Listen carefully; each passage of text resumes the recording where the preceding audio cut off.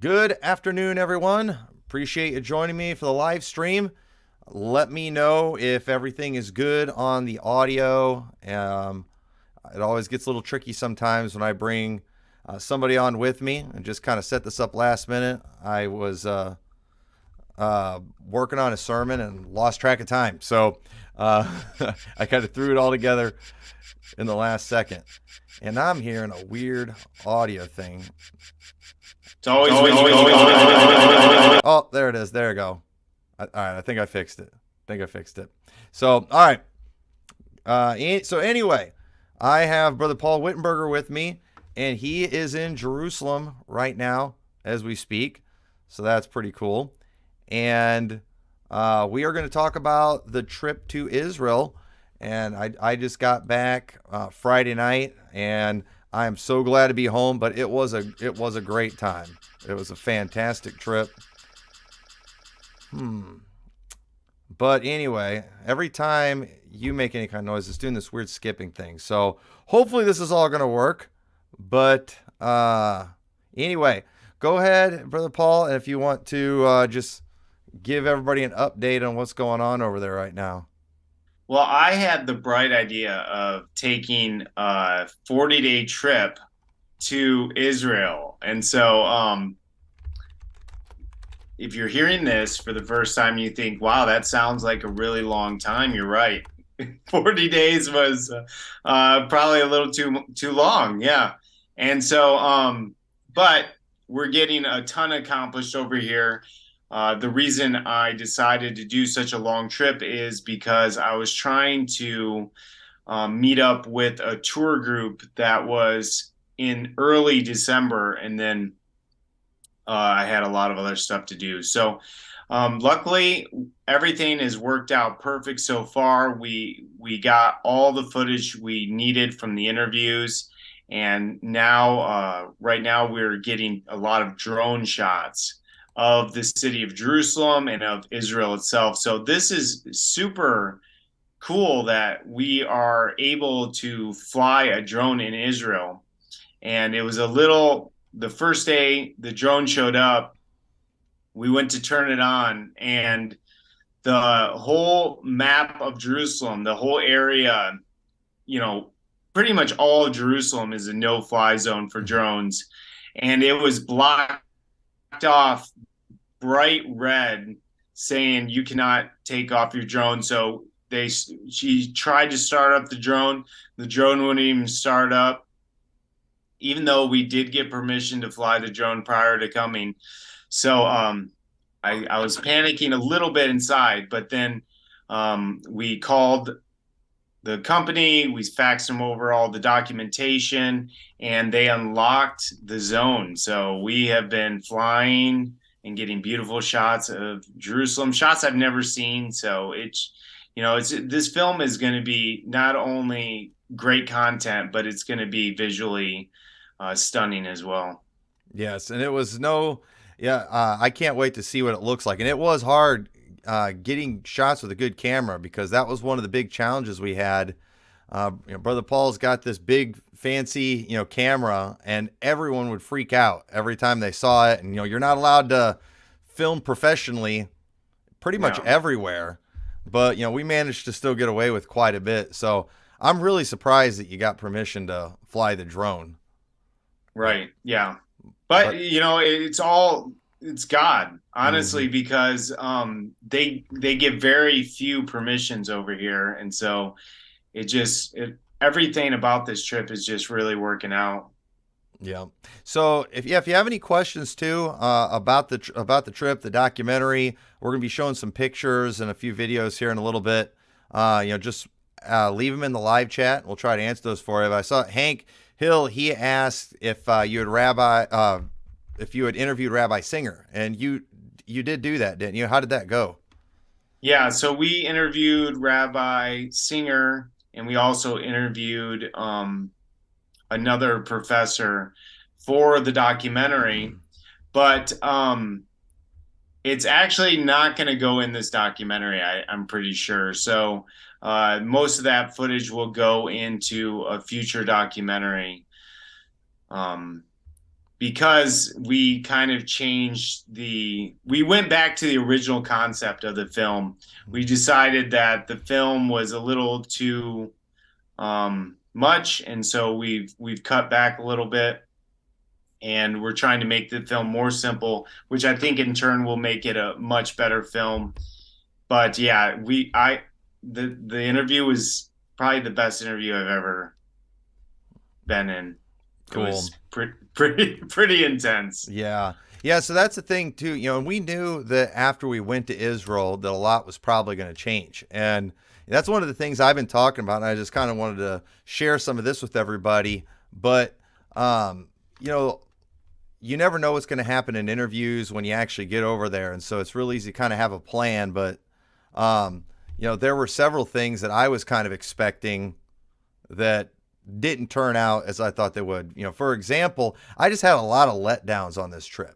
Things that I thought was true, things that I was convinced of the last time I went there. And like one of the biggest shockers to me that, I'm still trying to completely process is just the Temple Mount Institute, because while I've talked a lot about the Temple Mount Institute over the years, while obviously I disagree with the rebuilding of the temple, at the same time, I took it for what it was, just, Jewish people who were doing everything they could to get the temple rebuilt, and were making every effort possible and raising all this money and getting everything ready. And it's an absolute joke. And I went back and I looked at that picture of the menorah that I had taken 20 some years ago, and I do think it's the same one. So I don't know if it was just, a 19-year-old who's just believing everything he hears, but what tell everybody what you thought about the Temple Mount Institute. And if you're watching this, you're not familiar with that. It's basically an organization that is getting everything ready for the temple. They've got all the artifacts of it ready to go. They've got the altars, the table of showbread, the menorah. They've got everything all ready to go. So as soon as the Messiah comes and starts building the temple, or as soon as they get a hold of the Temple Mount, they can start building the temple. But, and what was your impression after going and visiting there? I mean, do you think they're about ready to rebuild the temple? Yeah, that was probably one of the biggest letdowns of the trip, and that was one of the deciding factors that kind of changed the direction of the project as well. Because I through, I don't know, propaganda or something, I just thought that the Temple Institute was much bigger and they were doing more. But when you actually go there and you see everything, you realize that it's kind of all a sham. And that giant menorah that they have out in the city square, there's no way that's gold. No way. It looks like spray paint on that menorah. So I mean, maybe it's gold, but these kind of things just I've never seen gold like that before in my life. It looks like spray paint. Yeah, right. Yeah. And yeah, and so again, this is something that just blew my mind, because when we went in there, I remember 20 some years ago we went in there and I was like seeing all those things. I'm like, man, this is incredible. I mean, I was like, these are real. This is real gold. I remember seeing the table of showbread that they had and thinking, man, this is so cool. This is so legit looking. So the thing is, I went in there, expecting these things to be legit. I thought they really were gold, all that. And then we walked in there and I'm looking at this stuff. It's like, this looks fake. These things do not look real. And when we got done, I'm like asking questions, because the tour now is like all automated too. Before you had like a person that explained everything to you and they went into a lot of detail on different things. Now you just go and they play some stuff over the audio, and then whatever they're talking about has a light come up on it. And I asked them, I said, are those the same things that, artifacts that you had in there 23 years ago? Because they've moved to a new location since I was there last. And one person said they weren't the originals, so I'm thinking they needed money. and they went and melted it down and used the gold for something else. But then another person said that they were. We asked about the menorah if that was actually real gold. One person said it was, but then the other one said that it like rained gold for how long did what did he say? Like rain gold on it for 30 days or something? I think so. I'm pretty sure that's what he said. It rained gold on it. I don't know how this process happened, but the way he said it was he was definitely lying. Like the Well, way he yeah. said it, yeah, like it was just not making sense. And when we asked that the worker, that girl worker there, she looked like she didn't know how to answer us when like so she like immediately looked at someone else trying to get someone else to answer. Maybe you should, go talk to them over there about any of these questions. Yes. Yeah. And then one of the things too that was funny, I heard a preacher one time, and I don't have the audio clip, so I'm not going to name him or anything like that, but I was there in person, and he started talking about the Temple Mount Institute, and he started saying how they have everything they need. They have all the building materials all stored in warehouses over there in Israel. They're all ready to go. And so, I was kind of hoping maybe we could find out where those warehouses were, get some video shots of it, and even see if maybe we could go in there and look at the stuff. And then I asked the guy about that there, and he just looked at me like I had two heads. He's like, yeah. And then he basically said, and I'm telling you, this is going to make a lot of pre-trib Baptists mad hearing this stuff, that especially ones that have been to the Temple Mount Institute, but I don't think they ask questions when they go over there. They just believe everything that they say. But the guy looked at me like I was crazy when I suggested that. And then he just said, nobody's trying to rebuild the temple. And he started talking about all the rumors that are out there about it and things that people think they're trying to do. And he basically said that the money that they raise there, it's not going towards rebuilding, things for the temple, but it's going towards bringing awareness, to the Jewish people and their ways and customs and the need to build a temple. So it's a propaganda organization is all it is. There's nothing legitimate about it. Not only are they not preparing to build the temple, but if they gave them the Temple Mount tomorrow, they would have no idea what to do. They'd have no idea. And I firmly believe if they gave them the temple tomorrow, they would not turn to the Temple Mount Institute to help them with anything. They would have nothing to do with it. Yeah, I think they would just start over. And I mean, it's not like they've done much, because you were saying to me 23 years ago when you went to Israel, it's pretty much you saw all the same artifacts that you saw when we went there, last week. So I felt like there was less stuff. Right. There literally was. Almost everything was paintings. And I remember them having a lot more stuff than what they had. They have a lot of great artwork.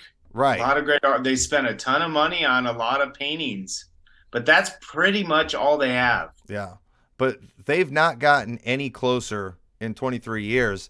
And so that's another thing too that just kind of threw me, because pre-trib IFB people, because they're always preaching imminency and preaching about how it can happen at any moment. Prophecies are being fulfilled every day. They're always really dramatizing this stuff up and making a big deal about anything that happens in Jerusalem. It's a fulfillment of Bible prophecy or whatever. But then when you go over there and you talk to Jews about the rebuilding of the temple, they don't even really care.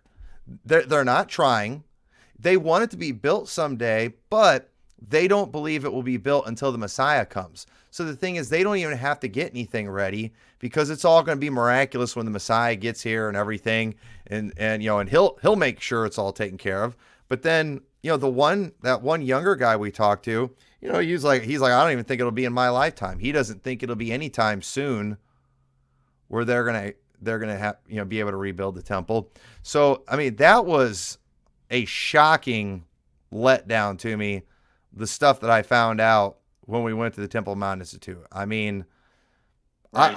And I another thing, let's say that golden menorah was real. I mhm, mean, the guy even admitted it's only gold plated. Like it's mhm, only so if it is real, which I've never seen gold that looked like that in my life. It mhm. doesn't look like gold at all. It looks like spray paint that has been under the sun and is cracking and drying now. Um, but let's say it is real, it's only a gold plating. So if you're going to really make these instruments, shouldn't they be solid gold like they were originally? Right. I mean, Yeah, everything they're doing is so inferior to what the Bible imitate, says. yeah, cheap imitation Right. junk. And that's why I don't think that they would have any part of it. So that's one of the reasons why we're just kind of stepping back and re reevaluating, the movie, because it's like, are we going to even say the truth? Because it's that even the truth. The Temple Mount Institute has nothing to do with the rebuild, and Right. so And I yeah, just need some time to process all this. right. Because we went in there too, I guess, believing what you hear from all the prophecy gurus and stuff about Israel preparing for the temple and, trying to make all these things happen. And it's just not true. It's not a reality. The ones who actually want, I mean, like really want the temple to get rebuilt are a very small minority. And so that was, yeah, so that was just kind of a really surprising thing. So that kind of changed, so yeah, definitely changed things up. So it seems like right now, you're planning on just focusing more on the Temple Mount location. And, so this, probably isn't going to be, in reality, like a super controversial film or anything like that, even though Jews get really upset when you question that. But, a lot of the controversial stuff, you're talking about doing maybe in another movie, where we do the interviews with these rabbis and stuff. But it's kind of too much for one film. And, Yeah. but yeah, but let's go But ahead. we're still working out all those details. It'll all be decided here after I get back. Yeah. So yeah. So in the meantime, let's go ahead and I wanted to share some pictures and videos from the trip. Just took a lot of pictures over there and a lot of videos. Not man, my 360 videos. I still have not been able to make anything happen with that memory card. I got most of them. The ones that I did get were so cool, but the best ones are on that memory card, and I'm about to lose my mind because I didn't have any luck with Best Buy, but they also didn't even really try. But anyway, let's go ahead and look at some pictures and talk about some of these things. So right here, we'll just start off with this one, and let me know if I'm hoping this doesn't change anything with the audio. But yeah, this picture here is from one of the first pictures I took of the Mount of Olives that morning I got there. It's kind of the old city. You can barely see the Dome of the Rock right in there. But that was pretty exciting when I got my first glimpse of that in 20 some years. That's a picture I took of myself, got myself there. And then let's talk about this place. A lot of these pictures are kind of be out of order and random, but this is a statue of Mary that is at the Church of the Holy Sepulchre. What do you think about the Church of the Holy Sepulchre? Well, it's a beautiful church. I mean, it's actually quite stunning, the craftsmanship at that church. But, it's a false religion. It's sad to see people lining up and bowing down to Mary and Yeah. all the Catholic stuff. But honestly, like the building itself is amazing. Oh, yeah, absolutely. That was really cool to see that. But yeah, so you got that right here. You had to kind of like wait in line and get under a table to see this thing that we're looking at right here. And this, do you remember what that was? I think that's supposed to be the spot where Jesus' blood ran down from the cross. Right. And I so, I think so. Yeah. I stuck my hand in the hole. I didn't know what I was supposed to find or feel or anything. I think you're supposed to rub a handkerchief down there, but I didn't have a handkerchief, so people can pay money to touch my hand that touched the hole where Jesus' blood ran. But then let's talk about this, because this is cool, and this is definitely going to be a part of the film. So you able to see that picture there? Yes. Yep. So that right there, hang on a second. Yeah, that is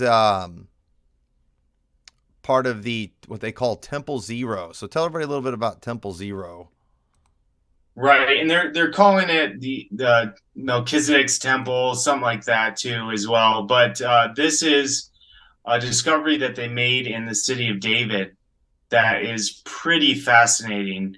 Um, if you see there, that looks like a blood channel as well as an olive press next to it. That hole there.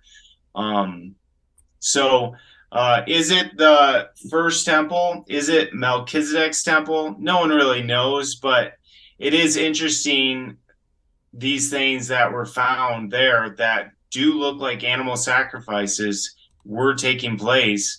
And that was during the time, well before the second temple, way before that. So it is very, very neat to see that location.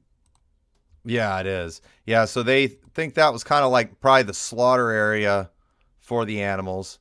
And then that's Wailing Wall. I wish these pictures were kind of in the right order that I wanted.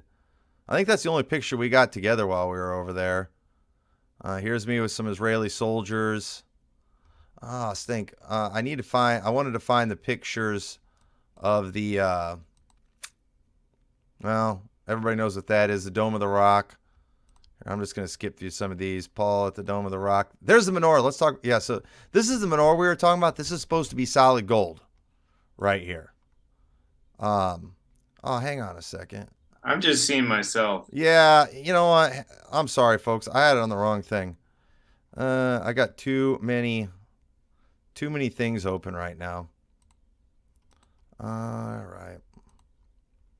Well, Matt says my audio has a slight echo. yeah, I think I fixed that. So, oh, you know what happened? The screen share, I think, froze up. So let me redo that. So go ahead and if Live. that's the problem with doing these things live. You have all your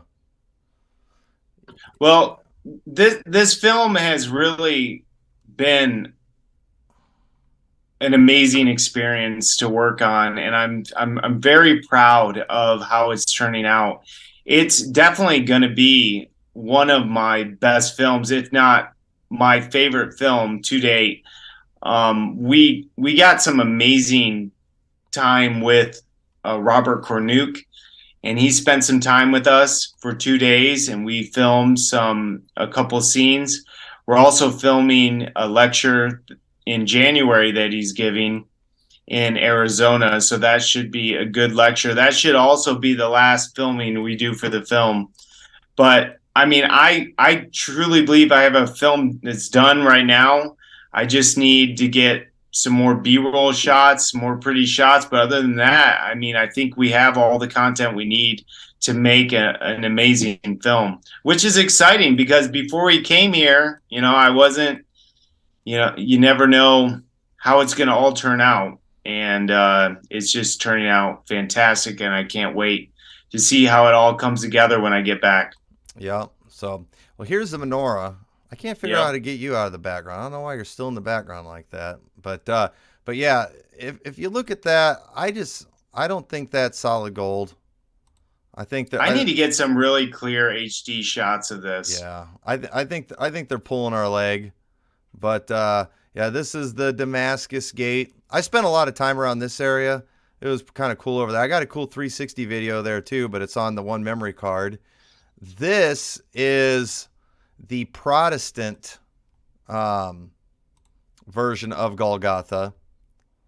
But yeah, I really don't think that's the actual location where I would walk by that every night, which was pretty cool.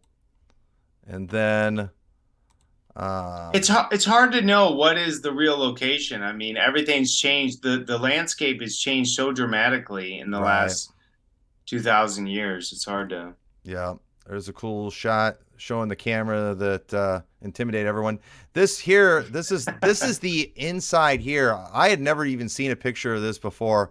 I was really shocked what this looked like when I saw it. But this here is the inside of the Eastern Gate. And I'm going to be doing a whole video about the Eastern Gate because there's a lot of baloney that people teach out there about the Eastern Gate. And We so, got a drone shot of the Eastern Gate just for you too. oh, sweet. I'm fascinated with the Eastern Gate. But yeah, and Andrew asked if we can see a drone shot, but we don't have any of that yet or any way to show it.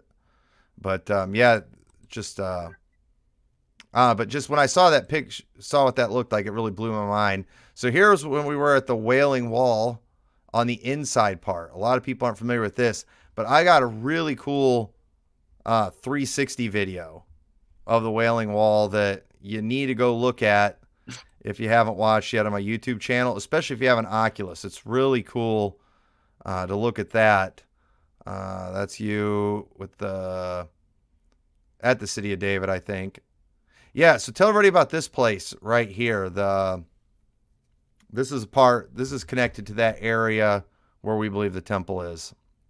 Right. So this is all taken in the city of David. It's underneath a giant structure now that they all excavated. But um, yeah, this is all dates back to well before the Second Temple period. So it's just fascinating to see all this stuff.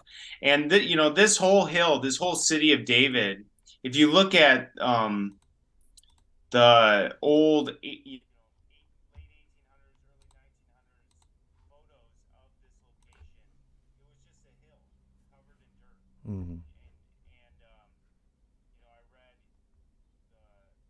Ronnie Wright's book where he talked about how he uncovered all of this city of David, and the whole eastern slope of the city of David was just all trash.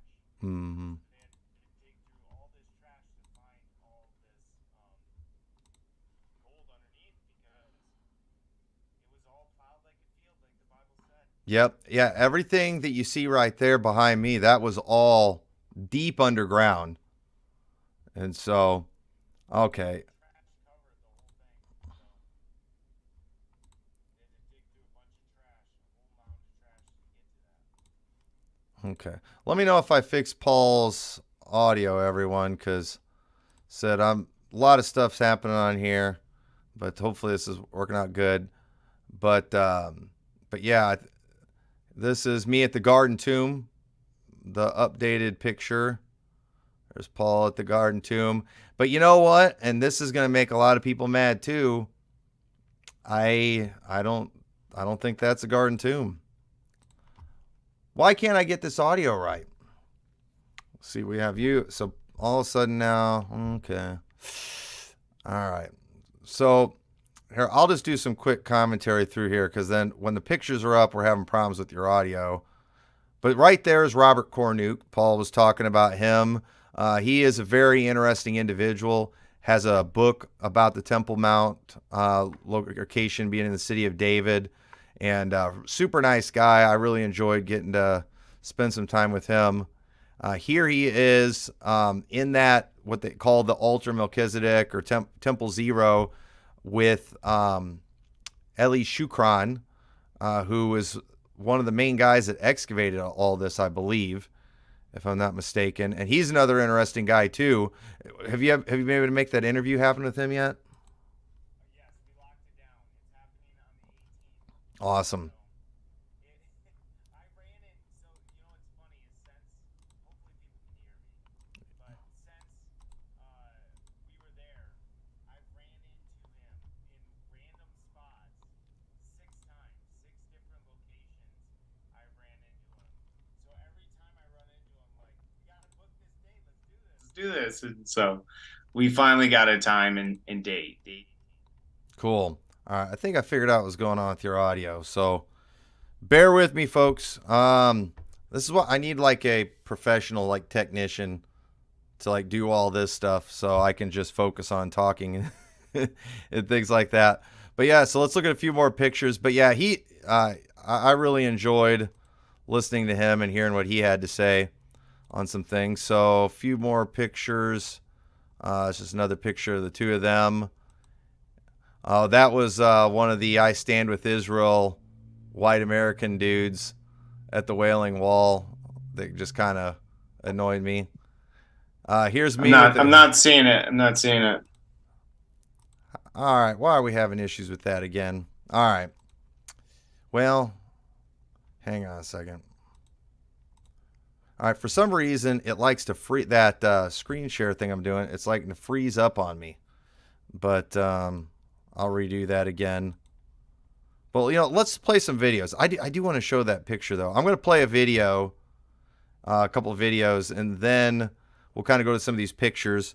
But I want to show a couple of videos from the Wailing Wall.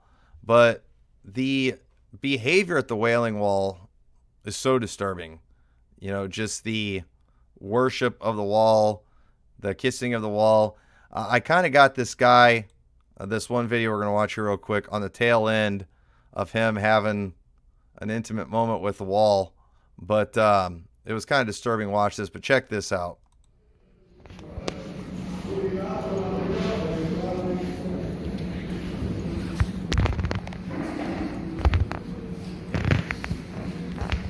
Yeah. So that guy was just like kissing the wall pretty passionately, and I kind of caught the tail end of it. That was pretty disturbing.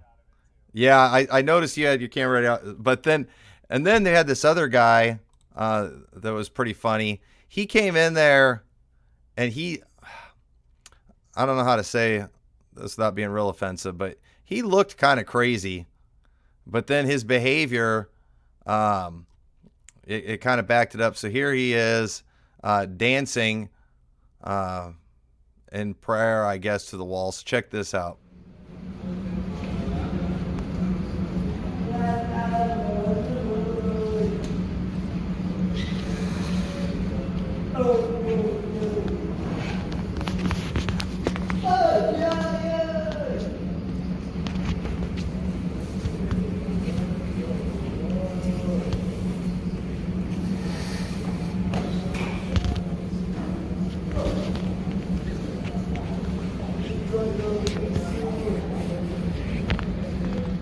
I had to pull the camera away because all of a sudden I noticed one of the guys in there saw me filming him and gave me a look like he was going to start stoning me or something like that. So I figured I better stop. But I don't know if you can hear it on the video too. He was just making these weird like noises and stuff. It sounded like something you'd hear in a mental hospital. But yeah, so I thought that was pretty funny. I enjoyed watching that dude, but I was not enjoying that near as much as he was enjoying it. He was having a good time. And then here's a couple friends that I made when I was over there. These dudes right here. Such an awkward photo. But those guys were actually from Brooklyn, New York. But yeah, they were gracious enough to let me get my picture taken with them. So this was at a tunnel in Masada, or not Masada, Megiddo, which that was pretty cool. And then this is the cave. They call it the Cave of Gideon. This is where they selected the 300, the men who, the ones who lapped the water, they were chosen. Remember that? This here is at Caesarea Philippi. That's like the temple to Pan behind Paul. And then, okay, I thought I had more pictures of that ready to go. But at this place, I got to tell everybody about this place too, because this was another place where I got let down big time. So, there's I'm going to see if I can find the picture. I thought I had it ready to go. No, it's not on there. But so at that place, they had there was another cave there that when I was there before, it had water in it. And that place right there is where they believe Jesus said, "Thou art Peter, and upon this rock I'll build my church, and the gates of hell will not prevail against it." And so there's a little cave there where you can see water in there. And they told us when we were there, and even when I got back home, I saw it. I had some software that had like a 360 view of that place. It said the same thing, that cave and that water like goes down super deep. Nobody really knows how deep it goes.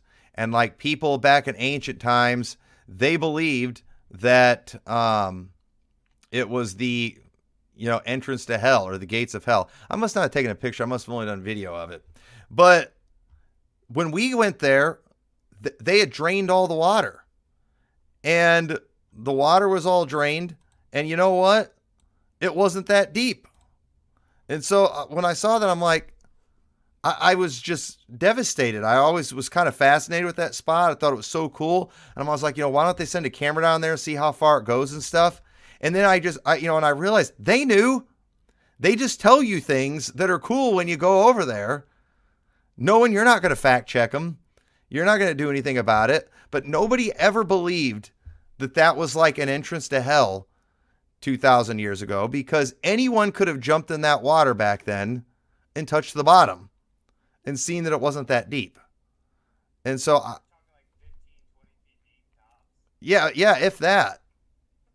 And then, so I was so excited when I walked up there. I had my video camera ready. I was going to film it, and and I was like, "There's no water in here, and I can see the bottom." But that's when you go over to Israel, they feed you so much baloney. It's not even funny.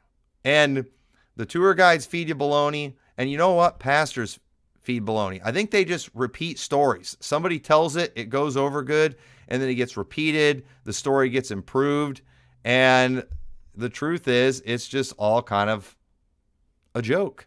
And so I had so many moments like that on this trip when I would go to these places, and then it was just super obvious all these things that I had heard weren't true at all. But, yes. Yeah. So, in fact, let me go ahead and show a picture of Absalom's pillar. I think that was the next one. Yeah. So Absalom's pillar. I was really excited about seeing Absalom's pillar. Guess what? Has nothing to do with Absalom.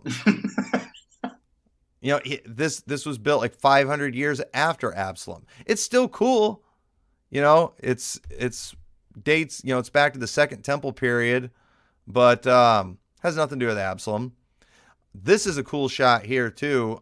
This is up in that tower of a church that's right next to the Church of the Holy Sepulchre. And we went all the way up there and filmed a shot with Bob Cornuke, because it's the same vantage point that you would have from the Church of the Holy Sepulchre. And that's interesting because of the whole Bordeaux Pilgrim thing, where some writing from the 300s where they went up into that Church of the Holy Sepulchre and they looked due east, and it said all they could see was the Roman fortress, and so it just is kind of, historical evidence that we can kind of go and look at. We can look at from the same area, and, you're going to see exactly what they saw. And they said, if you look due east of there, that's where the Roman fortress was. And that's where we believe the traditional Temple Mount is just that. It's a Roman fortress. So I thought that was a cool shot to get. But let's do another video. Oh, should I show a video of the room that we stayed in?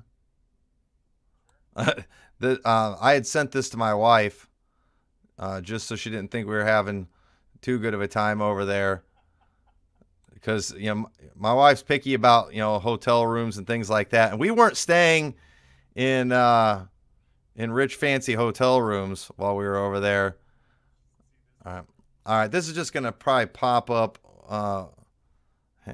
over the screen as we do it. But here we go. I'm gonna give you the tour of the room. All right. I want to show you a video of our room. So you come in. Look at You got the bathroom. Look at the bathroom shower. Okay. Interesting. Pretty small. I love the squeegee And in then the look at shower. our massive room for The bathroom's bigger than the room. tour's over. And that's it. All right, That's all there was. It was a tiny room. And like all the showers there too, they like don't keep the water in the shower. I mean, they literally had a squeegee in the room so you could push all the water to the drain after you got done. And it was funny because when we were staying there, my brother-in-law, he was in Israel at the same time with another group, and that night they were staying at a hotel that you could see from ours. So I went over to go visit him, and they were staying in this swanky hotel. And if he hadn't been staying with his mom, I'd have probably been like, "Hey, can I stay over here with you?" But yeah. So doing a little bit of suffering there. But then I got to show this video too. The bagels are good. I like the bagels, and the pitas are good in Israel. But Dustin asked about the bagels. Did you have a bagel? I think I had one. I went. I think it was one of the times I was in the evening when I was walking through Jerusalem. But yeah, the pitas were good. We had one pita place we went to like 4 times that was really good. But like my stomach was like so messed up at the end. I'm starting to think right now. I'm kind of afraid. My wife just ordered some stuff for me off the internet. I think I got parasites from that trip. I'm not being dramatic, but the last couple days, my stomach always felt queasy. And I was just convinced because I was just sick of the food and I just needed some good American food. But, I've been eating all this American food and my stomach is still queasy. It's just, I've been kind of having issues, and I was like looking up symptoms, and I've got a few. So I'm not a hypochondriac too. I'm not a hypochondriac, but yeah, so anyway, but Clive O'Hagan said well, the thing is, but that's the thing though. At night, I was going and buying a lot of food from those people off the streets, too. One guy had like these shish kebabs that they had cooked, and they put it in a pita. It was there on the street. It looked fantastic and it tasted fantastic. One night I bought, and they looked like these huge beans. There were these kids were, running the table at the time. And those weren't very good, actually. But yeah, so I ate a lot of food that probably wasn't FDA approved. But yeah, so Clive Hagan said Israel has been basically turned into Jew Disneyland. So, and that's true. I mean, at the Wailing Wall too, I felt like a good portion of the Jews that were there weren't even from Jerusalem. I think they're like the tourists, from the, Orthodox places. Because, I mean, there was almost every Jew I talked to they were either from there or they were from New York. There was, as far as the Orthodox ones. And it's really only the Orthodox you see doing that foolishness. It's Orthodox and Christian Zionists. They're the only ones dumb enough to do a lot of that stuff. But and it said your audio's low again. I don't know how I keep messing up your audio. But Andrew asked if they're hostile towards tourists. And no, the people there were super nice, and I think it's because they want your money. But I mean, I was walking all over the city by myself at night in Muslim areas, and I felt safe most of the time. There was a couple times I went through areas where there weren't a lot of people, and I would get a little nervous, when that would happen. But, I felt safe. And I went a lot of places all by myself at night. And I think a lot of stuff too is just Americans hyping things up too. You know, it wasn't bad, but let me go ahead and show another video. Americans though are pretty embarrassing over there. I gotta show this video here. I caught the tail end of a prayer from a guy at the Pool of Bethesda, and you'll have to listen. When we were at the Pool of Bethesda, first I walked by just like this total hipster trendy church group from America. And it was so funny because I like went by there and this guy was like just stereotypical trendy and he's preaching about legalism. That's all they ever want to talk about. You know, legalism this, legalism that. And I'm just like, oh, you people, you got to be kidding me. You guys have no subject matter except that. That's all you have. But then this particular group was a bunch of like faith healing Pentecostal types. And so you have to listen to this guy's prayer. It's pretty interesting. Bless you, Jesus. Come on, there's healing in the name of Jesus. There's power in the name of Jesus. There's deliverance in the name of Jesus. Hallelujah. Thank you, God. We praise you, Jesus. Hallelujah. Thank you. But anyway, that was all that I I caught of that. But I was kind of entertained by that group when I heard them because, you know, the charismatics too, they love the healing and stuff. And so that Pool of Bethesda is where, you know, Jesus healed a lame man. So that got them all pretty excited. And then I got another short video here too I took with my phone. This was when we were at Masada. And for the longest time, we had this weird group of Jews. What was that instrument they were playing? Do you know what? But you'll have to listen to this. It was pretty annoying. They were following us everywhere. Yeah, this caravan of people following us playing this annoying thing, driving us crazy.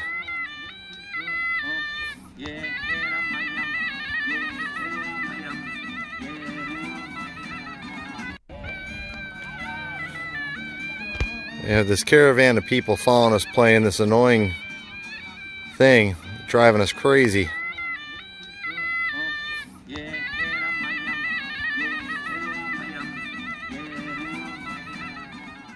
But there you go. So that was kind of annoying listening to that. And even when we were like in line to get in the tram, they were like in the building playing that, having a good old time. You know, I hated being a killjoy, but it was kind of annoying. But anyway, so what's been some of your highlights for the trip so far? Well, I think the highlight for me, and I think something that hasn't disappointed me, and I've done it twice now, is gone through Hezekiah's tunnel. Oh, That yeah. that is such an amazing thing to do that I think everyone should do is to go through that tunnel. It is so much fun. Yeah. That when I went there 20 some years ago, we went down to the tunnel where the water started, but we didn't go through it. And that was really neat. I didn't get any, I was carrying that great big light, so I wasn't able to get any pictures or videos. So I don't have anything from that, but I'm looking forward to seeing the footage that you got from that when it comes out. But and what's interesting about that too is that right there, that discovery of Hezekiah's tunnel, that's what made everyone figure out that area was the city of David. But that was, that's a fairly recent discovery, historically. It was like 1880 when they discovered that. But I mean, that's like one thing that you can look at and say, this is definitely what the Bible is talking about when it talked about Hezekiah changing the upper water course and all that. And so while Jerusalem has changed so much and is, probably unrecognizable from what it was in Jesus' day, that Hezekiah's tunnel is very legit. And so getting to walk through that is really neat. But that's like one thing you can go through and you're like, yeah, this is what the Bible is talking about. Right. Yeah, because a lot of the sites over here, I feel like they just make up something to get tourists to come, like Nimrod's palace, Yeah, or Nimrod's fortress. It has Uh-huh. nothing to do with Nimrod. Yeah. We drove all the way there because we thought this was Nimrod's fortress, and we were super excited to check this out.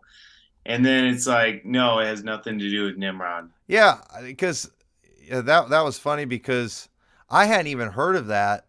And then, you had mentioned we were going to go there the next day. So I'm looking it up and I'm like geeking out. I'm like, man, look at how, well preserved this place is. And in fact, I have some pictures. I mean, it was a of super that. cool place. Oh yeah, but absolutely. But nothing to do with Nimrod. But it's not near as cool when you find out that it's not near as old, because, if it was Nimrod's, you're talking 4,500 years ago or something like that, or 4,000 years ago. But the first sign we read when I got up there, it says like year 1200 is all the stuff that you see there. And then it turns out that when the Muslims had that area, they had a legend about, Nimrod being there or starting something there at one point. And so it's just completely baseless, and there's nothing to it. And so, yeah, that was, but that's what they call it, because you know what? That'll get more attention. So, yeah, hang on a second. I'm going to show you some pictures of that. It'll just take me a second. But yeah, so they really do that to you a lot. And I think that's, again, it's just all about getting money from people. All right, here we go. Almost got it. So check this place out.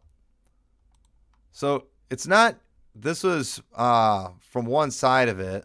Let me see if I can find the picture where you can see it from the ground. So yeah, here's a picture of you videoing it from the ground.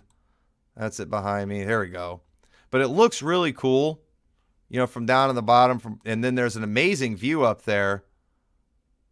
But so, I'm looking at pictures of like this archway and everything, thinking it goes back 4,000 years, but it only goes back about 800, maybe. And then, let's see. It has to go back farther than that. But Well, I think some of it does, but the main part you're seeing was from the 1200s. I thought I had a picture on here. I took so many pictures. I've got a picture somewhere that I kind of...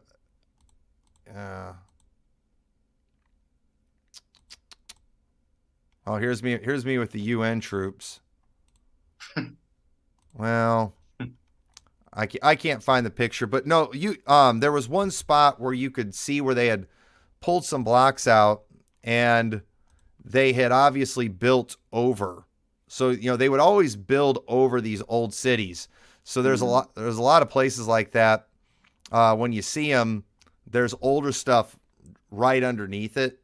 And so there's stuff that's older than 1200 there, but most of what you see is from that time. None of it is from Nimrod's day.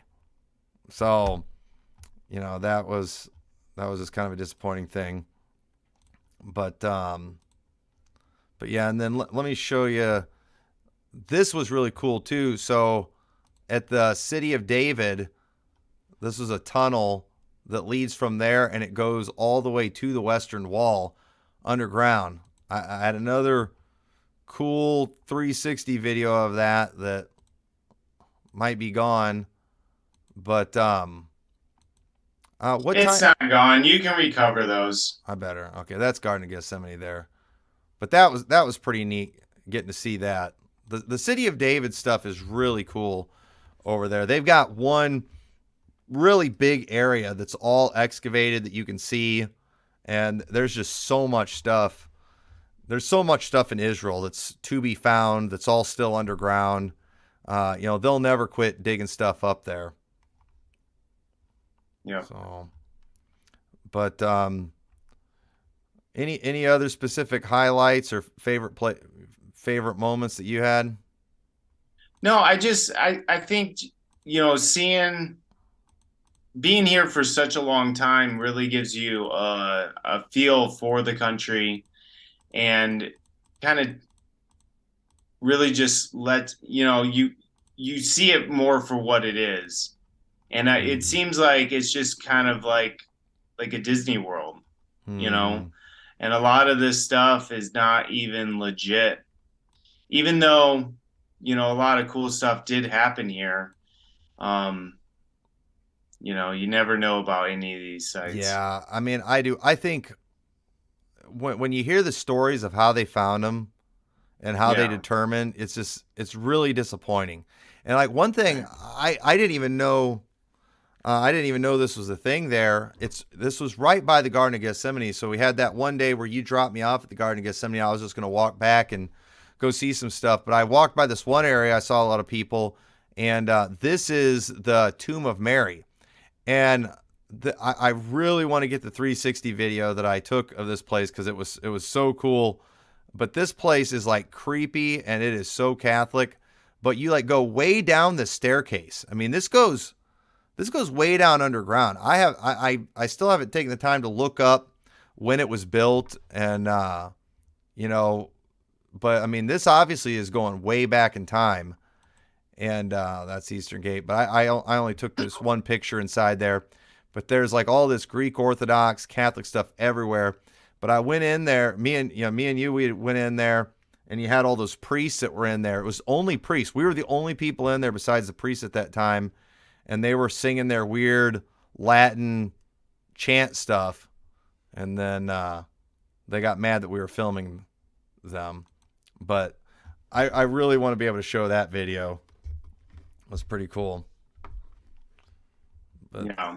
So I mean, the film though is coming along amazing, and I'm so proud to be a part of this project, and I really believe in the message of this movie, and I think that you know this film is really going to make a big difference in kind of educating people about the city of David, educating people about the Western Wall, and the fraud of everything that's happening there. yeah, right. Yeah, and said in America, so we're not used to stuff that's that old. We don't have things that are much more than 200 years old here in America. But let me show you this one picture. This is a picture of the Pool of Bethesda. Now, it might be kind of hard to tell from this picture, but I think if you can see, yeah, my cursor here. So, where I'm standing like up level with this, but look how far down they had to dig to get to this area, because this was all filled in at one time, and the city was just kind of built over it. I mean, they dug down several feet to get to this area, and over the centuries and millennia, these cities just get built up higher and higher, and that's why again it's it would be unrecognizable from what it was in Jesus' day. But they did find some kind of pool here. It's in Old City Jerusalem, and so therefore, somebody probably just like, hey, let's call this a Pool of Bethesda, and we'll make a whole bunch of money here, and it just happens to be right by the church where Mary was born, which I don't know how they know where Mary was born, but it's right by. This is a picture from inside that church here. It's called St. Anne's Church. I was taking pictures of those things. I didn't even know what they were for. Okay, I already showed you these ones. But yeah, so I would highly recommend anybody, if they get a chance, to go to Israel. I mean, it's a really cool place to visit. The architecture's cool. The sites are beautiful. It's interesting seeing the different cultures and everything that's going on there. But, just understand when it comes to a lot of these specific locations and the things that are saying happen there, it could have, but they're probably just guessing. And at the end of the day, it's, they're just taking you to the cleaners to get your money. And, you got to take it for what it is. And so, when we went to Jerusalem the last time, I think we only spent maybe 2 or 3 days in Jerusalem. And when you're with a big group, everything has to be very structured, and you got to move quick. You don't really have a lot of time in these places, but we were there most of the days that I was there, and we really got to spend a lot of time at these places, really got to check things out, talk to a lot of people. I spent a lot of time. One of the highlights for me of the trip was just every evening when you'd go back to the hotel, working, transferring video and stuff. I just go walk all over the city and just explore. I'm really amazed at the access that they give you to things there.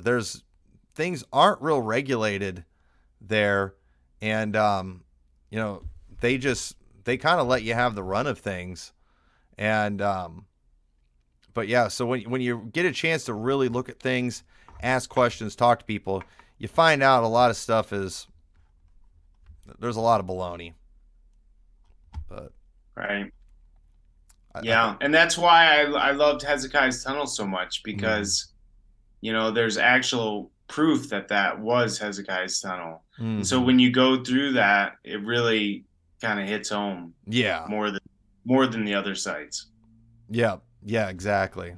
Because the way that's just carved out of stone and stuff, it's just kind of unmistakable what that is. But anyway, yeah, I've still got a lot of videos that I'm hoping to put out, kind of talking about some of these different things, but just kind of wanted to share some of these pictures and videos and just kind of talk about some of the highlights of the trip. But it was definitely a great experience, and I can't wait to see this documentary. And if you're out there too and would like to donate, again, I don't think people realize, I didn't realize how much goes into this. I mean, it was a lot of work when we were out there. I mean, first off, all that equipment is heavy, and parking is a nightmare out there. Driving is a nightmare out there.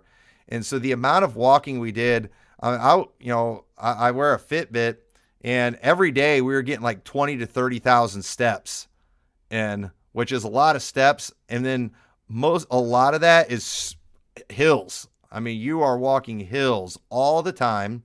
And then too, carrying all that equipment. So, I mean, I was hurting pretty good at the end of some of those days. But it's a great deal of work to get those shots. You got to deal with all these security people, and we got yelled at so many times. In fact, when we were by the Pool of Bethesda, we had parked at that one spot. We unloaded all the equipment there. And then this one guy, he sees me with that camera and all the equipment. He comes up, he's like, you're not allowed to video in here. And I was like, oh, we're just waiting for somebody. And so we sat there, but then later we started videoing Robert in that area. And I knew he was going to come over and yell at us. And so, I was like, I thought we just weren't allowed to video in the building, which we didn't go in the building. But then, because he just looked right at me, he's like, and I told you.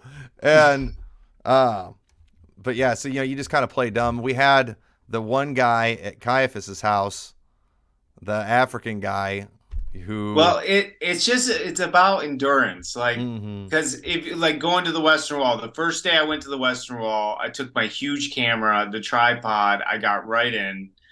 No one said anything. They let me film up into the wall. And then I tried to do that same thing the next day, and I was denied. And then I took the littler camera with this big battery attached to it, and then that was denied. So then I took off the big battery and I just took my little camera, and then we went in. And then the next day I came back with the big battery, and that was fine. So it just all depends on who you get at the entrance of these places.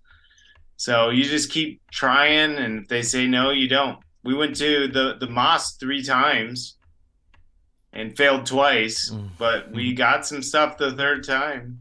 Yeah. Letsko asked if we needed the jab to travel to Israel, and no. Thankfully, I was shocked at how easy it was to get in and out of Israel. It was harder to get back in the United States than anything, but I mean, they didn't do anything to let us in. I scanned my passport. The thing took my picture, and then I walked this one line. A guy was standing there checking passports and asking what you were there for, and he didn't even ask me. He just looked at my passport and let me go through, and I was in. So, it wasn't a problem at all. So that was a blessing. But yeah, now I know you had gotten approval to film at the Wailing Wall. Did you end up doing that, or how did that work out? So yeah, I did get approval to film, and then that day that I got approval for, we had an interview scheduled that we scheduled last minute, and then so that fell through. But honestly, the approval gives me less than me just walking in. Mm-hmm. So because with the approval, there's like all these stipulations that doesn't even make sense. So right. Yeah. But I might try for the approval again. Try it again. Yeah. But after this trip too, I will say, when it comes to these locations and the legitimacy of them, the only ones I'm real, confident anymore are the actual places are Hezekiah's Tunnel, and then the temple, the City of David Temple Mount area. But it's so funny how when they're given the tours there, they're told what to say. And so it's so funny because they know that a temple was there. They'll tell you that a temple was there, but that's why they connect it to Melchizedek. Because if they connect it to Solomon, then all of a sudden it's like, well, why are we worried about the Temple Mount? And they even tell you that they believe Solomon got anointed there too, which was interesting. But it just kind of goes to show the Jews over there, they don't tell the truth on anything. Even when they have the actual location of something, then they won't admit it's the actual location. So, and I think too, if you look at a lot of the pictures of Jerusalem, the traditional Temple Mount is beautiful, to look at. It's very recognizable. It's what everybody thinks about when they think about Jerusalem. When we filmed the Bible Way to Heaven video, we did it with the traditional section mostly behind us, because nobody's going to recognize the City of David area. Nobody's really going to care because there's just really nothing to it. But that's interesting because that's exactly what the Bible prophesied was going to happen to Zion and to the city of Jerusalem. So it's really interesting when you actually go to these locations. You start paying attention to certain details in the scripture that normally you wouldn't pay attention to. Just like I never thought about the fact, until I became aware of this issue, that when the Apostle Paul started, got the riot going at the temple, how it says that the Roman soldiers ran down to the temple, to stop what was going on. You don't think about that when you're just reading your Bible, but when you're over there, it's like, well, wait a minute. That would tell me that the Roman fortress is higher than the temple. And so when you look at it there, everything makes sense if you're looking in the right spot. So. Right. But well, I just really hope, people support the film and support us making this film. I think it's going to reach a large audience, which will open that audience up to my other films.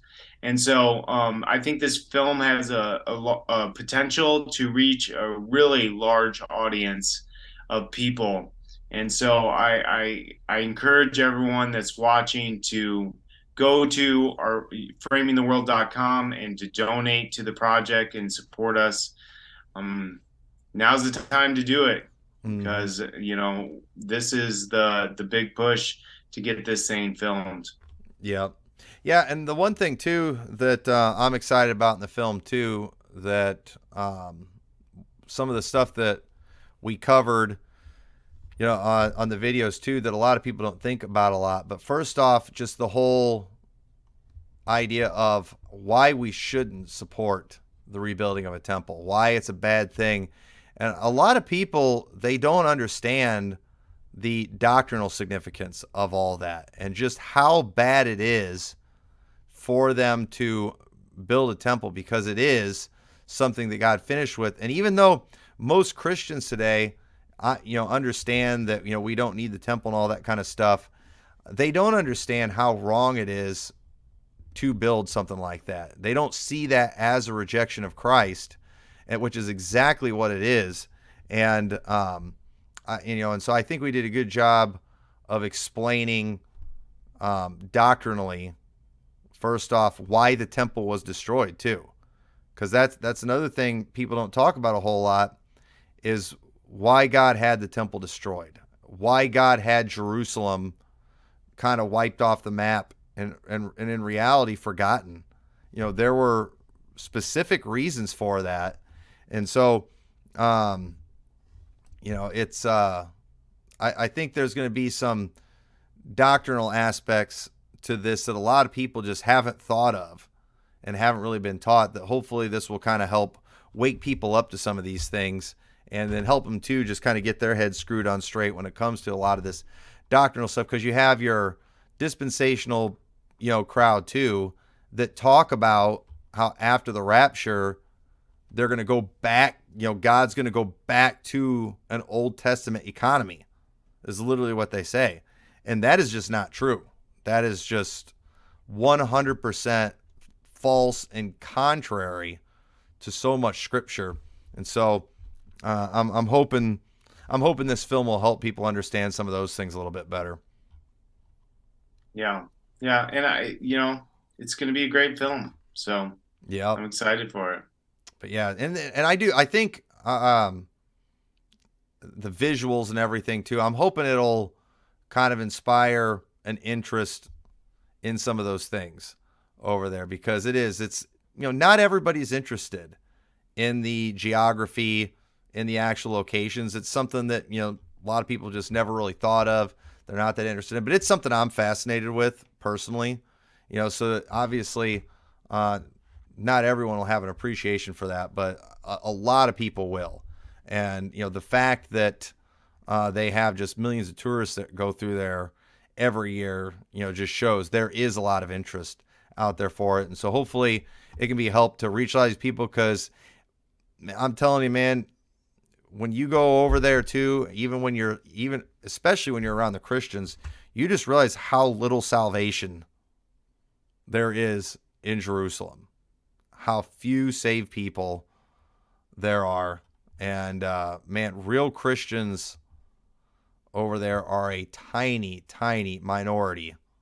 And even when you find them, they're only visiting there for a couple weeks and then they're gone. So, yeah, a lot of crooked stuff going on over there.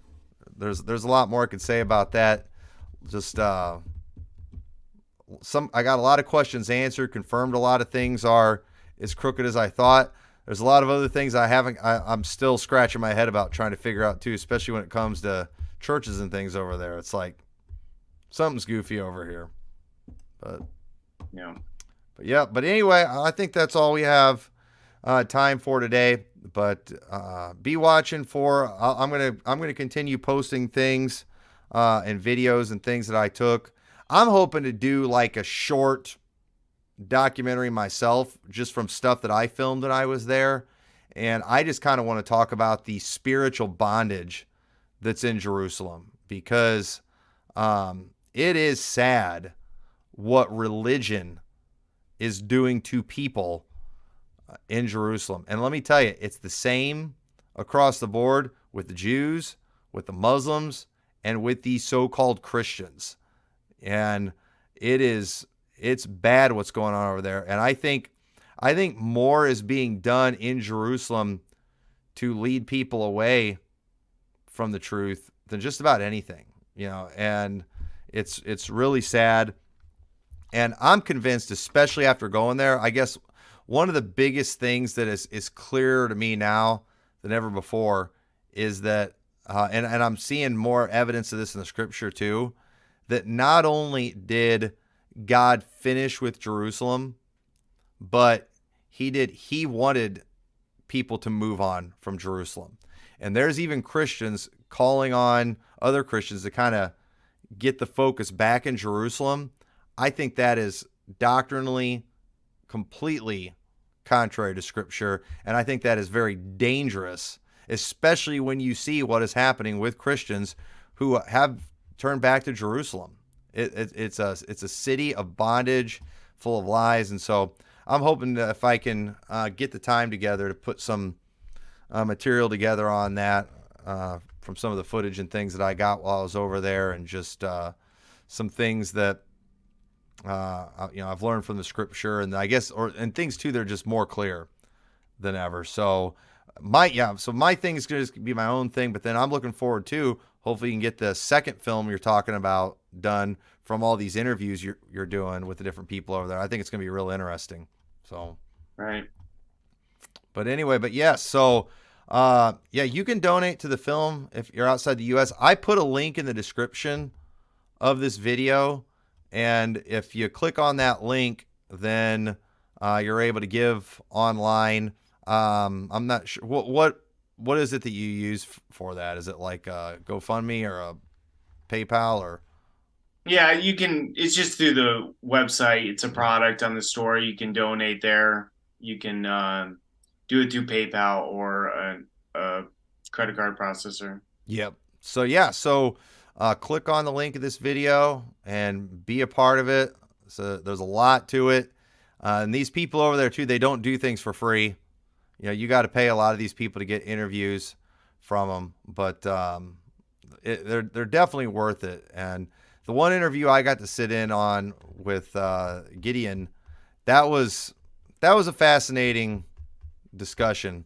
So, and I'm looking forward to seeing some of these other interviews that you got. Are you planning on releasing full interviews eventually? Yeah, I'll put them on, because if you go to framingtheworld.tv, you can see all the full interviews for this temple film that we got prior to leaving, and I'll upload all the other interviews to that site as well if you purchase that package. Okay. So, all right. Well, anyway, I appreciate you joining me for this live stream, and I'll continue praying for you over there. Be praying for Paul while he's there, and I'm anxious to seeing the finished product of this. So what kind of timeline do you think it'll be before it's all done? Well, I get back in the U.S. in January. So, and then I have a shoot, just a small shoot in Arizona, but I'm going to start editing it right away. So I'm going to try to pump it out as soon as possible. So hopefully within, 3-4 months, you should start seeing stuff. I'm definitely going to need to release a trailer to raise more money. We definitely need more money to come in. So hopefully a trailer will entice people to support the project, because, the editing process is definitely costs a lot too. Okay. So, all right. Well, I appreciate everyone joining us today. So again, check that link and be a part of this film. And I know that'll be a blessing to Brother Paul. So thank you, and we will see you all next time. God bless, guys.